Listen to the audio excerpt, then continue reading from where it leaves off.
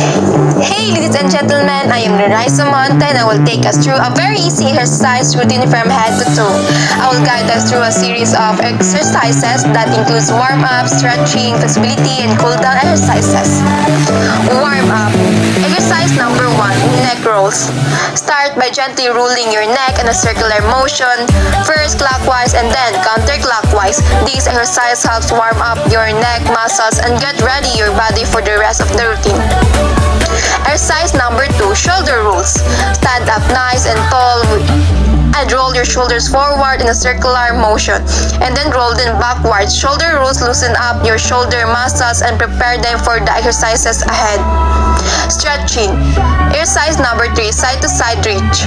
Stand with your feet shoulder width apart. Now slowly reach your right arm up and over to the left side, feeling a nice stretch along your side. Repeat on the other side.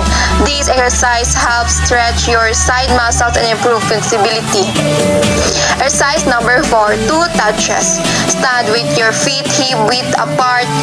Let's bend forward slowly, reaching your hands towards your toes. If you can't reach your toes, then it's okay. Just go as far as you can. 2 touches, stretch your hamstrings and lower back. Exercise number 5, quad stretch. Stand upright and grab your right ankle with your right hand. Gently pull your heel towards your buttocks and hold for a few seconds. Then switch to the other leg. This exercise stretches your quadriceps and improve leg flexibility. Flexibility. Exercise number 6. Ankle circles. Sit on a chair or stand or lift one foot off the ground. Now rotate your ankle in a circular motion, first clockwise and then counterclockwise. Repeat with the other foot. Ankle circles helps increase ankle flexibility. Exercise number 7. Standing side leg lifts. Stand tall and lift your right leg out to the side, keeping it right. Lower it back down and repeat to the other side. This exercise improves hip flexibility and strengthens the outer thigh muscles. Cool down. Exercise number 8. Arm circles. Extend your arms out to your sides and make a small circles with your hands. Gradually increase the size of the circles.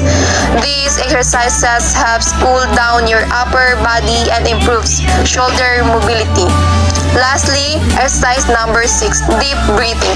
Lastly, let's take a moment to stand or sit comfortably. Close your eyes and take a few deep breaths. Inhale deeply and through your nose, filling your lungs, and exhale slowly through your mouth. Deep breathing helps calm your body and bringing your heart rate down. Good job everyone! You completed the very easy exercise routine from head to toe. Remember to listen to your body and only do what feels comfortable. Keep up the good work and have a wonderful day.